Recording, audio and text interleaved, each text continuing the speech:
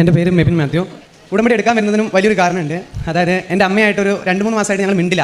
അതായത് നേർക്ക് നടന്നു വന്നാൽ പോലും അമ്മ എന്നോട് ചോദ്യം ചോദിച്ചപ്പോൾ ഞാൻ അമ്മയോടൊന്നും പറയില്ലായിരുന്നു. വീട്ടിലെ ഞങ്ങൾ തമ്മിൽ ചെറിയൊരു പ്രശ്നം ഉണ്ടായി.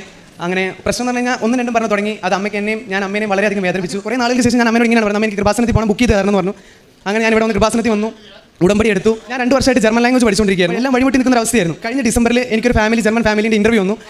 അതായത് ഞാനൊരു അവിടെ പോയിട്ട് ഔപ്പറായിട്ട് പണിയെടുക്കാൻ വേണ്ടി ഒരു ഇൻ്റർവ്യൂ വന്നു. അങ്ങനെ ഞാൻ ഇൻ്റർവ്യൂ അറ്റൻഡ് ചെയ്തു. അപ്പോൾ അവർ പറഞ്ഞ 2 കുട്ടികളാണുള്ളത്, നീയും വേറെ ആളുണ്ട്. അപ്പോൾ ഞങ്ങൾക്ക് ബെറ്റർ ആയിട്ട് തോന്നിയത് അവനാണ്, അതുകൊണ്ട് നിന്നെ റിജക്റ്റ് ചെയ്യണമെന്ന് പറഞ്ഞു. ഉടമ്പടി എടുത്ത് തിരിച്ച് വീട്ടിൽ ചെന്ന് 3-ാമത്തെ ദിവസം 4 മാസം മുന്നേ എന്നെ റിജക്റ്റ് ചെയ്ത ഫാമിലി എനിക്ക് ഇങ്ങോട്ട് മെസ്സേജ് അയച്ചു, നിന്നെ ഞങ്ങൾക്ക് വേണം, നിനക്ക് താല്പര്യം ഉണ്ടോ എന്ന് ചോദിച്ചാൽ എനിക്ക് ഇങ്ങോട്ട് മെസ്സേജ് അയച്ചു. +2 കഴിഞ്ഞ 6 മാസം ഗ്യാപ്പുള്ളവർക്ക് വിസയ്ക്ക് കൊടുത്തിട്ട് വിസ കിട്ടുന്നില്ല. അപ്പോൾ എനിക്ക് പിന്നെ പേടി, 5 വർഷത്തെ ഇയർ ഗ്യാപ്പും വെച്ച് ഞാൻ വിസയ്ക്ക് കൊടുത്തു കഴിഞ്ഞാൽ എനിക്ക് വിസ കിട്ടുമെന്നുള്ള പേടിയായി. എനിക്കറിയില്ല എന്നതാ പറയേണ്ടതെന്നൊന്നും. അമ്മ ഞാൻ ഇത്രയും പറഞ്ഞിട്ടുണ്ടെങ്കിൽ എനിക്ക് അതിന് തന്നിട്ടുണ്ടെന്നുള്ളതിന് ഏറ്റവും വലിയ തെളിവാണ് എൻ്റെ കയ്യിലിരിക്കുന്ന എൻ്റെ ഈ വിസ.